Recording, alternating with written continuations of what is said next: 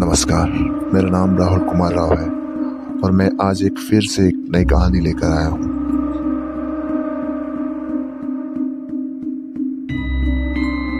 ये जो कहानी मैं सुनाने जा रहा हूँ, इसके बारे में मुश्किल से ही कोई सुना होगा या किसी के दादी या दादाजी ने ये कहानी को सुनाया होगा। तो आइए शुरू करते हैं।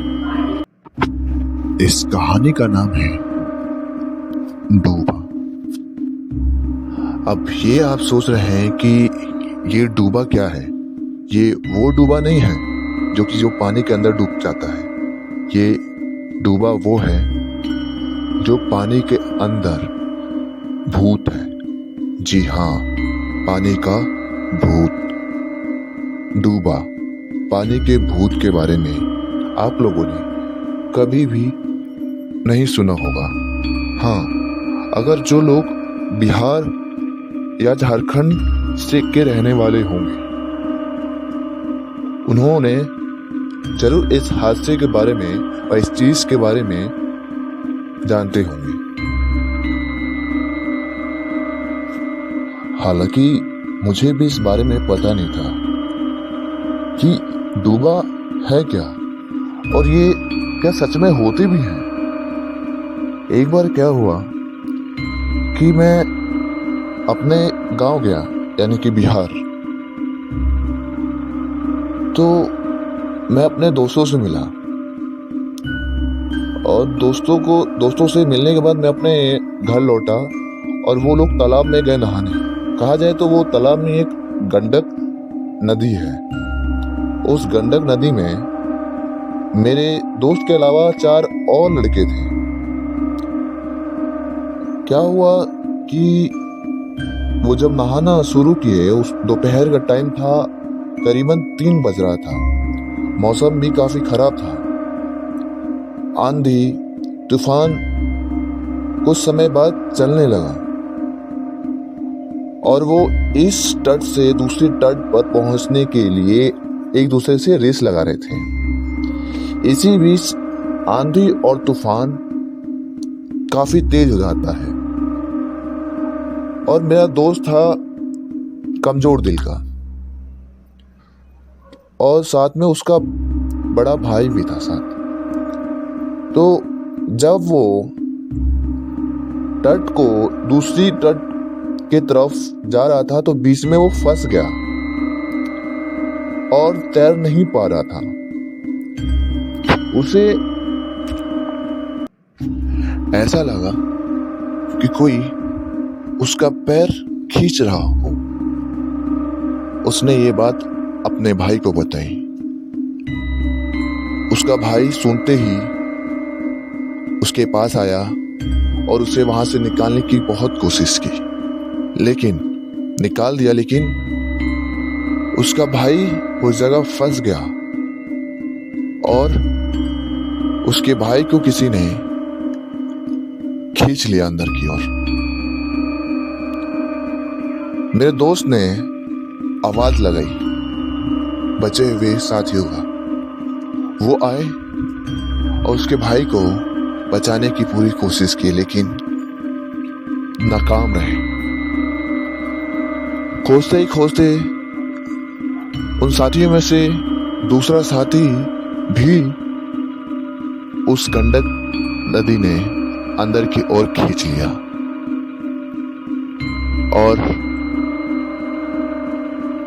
वो फंस गए। मेरा दोस्त डर के घबरा गया था और वो भी डूबने लगा था। लेकिन उन दोनों साथियों ने उसे पकड़ के बाहर की ओर खींच लाए और वो वापस उन दोनों लड़कों को ढूंढने के लिए पहुंच गए और मेरा दोस्त चिल्ला चिल्लाकर लोगों को बुलाने लगा। लोग आए, देखे कि क्या बात है और वो गंडक नदी में कूद पड़े उसके भाई को ढूंढने के लिए, उस लड़के को। और वहां काफी भीड़ जम गई थी। प्रशासन अपना काम कर रही थी। लोग आपस में बातें कर रहे थे और मछुआरे बॉडी को ढूंढने में लगी थी। काफी देर हो गई, पूरे 8 घंटे। लोग अतरम ततरम बात करने लगे कि जब बॉडी फूलेगी तब ऊपर पानी के ऊपर आएगा, जाल बिछा दो, उसमें पकड़ा जाएगा। ऐसा करते करते पूरे 11 घंटे हो चुके थे। तब जाके मेरे दोस्त के भाई की बॉडी मिला। उसे निकालकर अलग किनारे पे रखा गया। फिर कुछ देर बाद दूसरी बॉडी मिल जाती है। मिल जाने के बाद छानबीन चलती रही। तभी मुझे कुछ गांव वालों के मुंह से ये अशुभ बातें सुनने को मिला और मैं दौड़ते हुए वहां पहुंचा। वहां काफी भीड़ इकट्ठी थी और मेरा दोस्त बिल्कुल भी होश में नहीं था। मैं उसे संभाल रहा था कि वैसे ही पीछे से कुछ पुराने यानी कि बूढ़े लोगों की आवाज सुनाई पड़ी। वो आपस में बातें कर रहे थे कि इसकी मौत का कारण डूबने से नहीं, हालांकि डुबाने से हुआ है। लोग काफी बातें कर रहे थे कि क्या पता इसकी किसी से दुश्मनी होगी, तो कोई किसी ने इसको अंदर ही डाल दिया। पुलिस वाले उल्टा उसके भाई पे और उसके साथियों पे ही शक कर रहे थे, लेकिन बाद में पता चला कि ऐसा कुछ नहीं। उन बूढ़े लोगों की बात सुनकर मैं काफी डर चुका था। उन्होंने बड़ा अजीब सा शब्द कहा, डूबा, यानी कि पानी का भूत। मैं उस समय चाह रहा था काफी बात करने के लिए, लेकिन हालात कुछ ठीक नहीं लगा।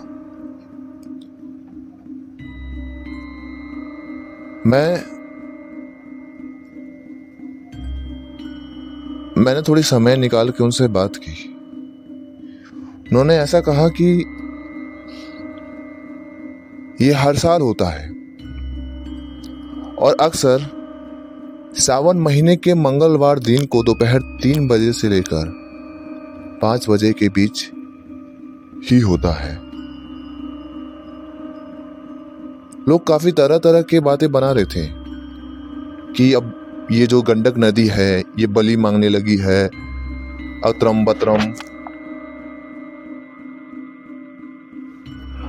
मैंने दादाजी से एक सवाल की कि आपने कैसे पहचाना कि उसी ने मारा है। तो उन्होंने मुझे बताया कि शरीर के अंदर ध्यान से देखो कि जब भी डूबा मारता है तो वो रेते को उसके मुंह में, कानों में और नाक में डाल देता है, जिससे कि उसका शरीर भारी हो जाए और उसके मुंह को पकड़कर जमीन में लगा देता है। ये इसकी पहचान बताई और साथ साथ उन्होंने एग्जाम्पल दिया कि अगर नॉर्मली डेड बॉडी और पानी के अंदर पड़ा रहे तो वो फूल कर बाहर पानी के ऊपर तैरने लगता है, और इस बॉडी को ध्यान से देखना जाके कि कैसे उसके मुंह और नाकों में, कानों में रेता से भरा हुआ है। और ये सुनने के बाद मैं भागते हुए उन मछुआरों के पास गया जिन्होंने इस बॉडी को पानी के अंदर से निकाला। मैंने सिर्फ उनसे पोजीशन के बारे में पता किया और सच में उस बॉडी की पोजीशन, उस पानी के रेते में उनका सर गड़ा हुआ मिला था। मैंने जाकर दादाजी से दूसरा प्रश्न किया कि डूबा का रंग रूप कैसा होता है, यानी कि डूबा का रंग रूप कैसा होता है। उन्होंने बताया कि उसकी जो हाइट होती है 2 से 3 फुट, और उसके पूरे शरीर पे भालू की तरह बाल घने होते हैं। उसके दांत हाथी की दांत की तरह, दिखने में काला, बहुत ही घिनौना। और वो अक्सर तभी पकड़ता है जब उसे एकांत में कोई व्यक्ति मिले और उसका पीछा इंसानी रूप धारण करके पड़ जाते हैं और किसी बहाने वो नदी के किनारे पिलाते हैं और उसे खींचकर पानी के अंदर ले जाकर उसे मारकर वो अपनी तरह बना देते हैं, यानी कि डूबा, पानी का भूत की तरह। हाँ, वो ज्यादा लड़कियों का शौकीन रखते हैं, मतलब उसे शादी करना चाहते हैं। बाकी जो मिल जाता है वो उसमें में खुश रहते हैं। मैंने दादी से इसका वजह पूछा कि ये ऐसे मारते क्यों हैं और ये पानी में ही क्यों रहते हैं। उनका जवाब ये था कि जैसे एक अकेले घर में इंसान रहकर बोर हो जाता है, वैसे ही ये डूबा यानी पानी का भूत अकेले रह के बोर हो जाता है। ये भी चाहता है कि मेरे साथ लोग रहें, वो अपनी एक टीम बनाए और इसको आगे बढ़ाए। और जो इनकी पावर जो है ना, दोपहर में और रात के समय काफी ज्यादा हो जाता है।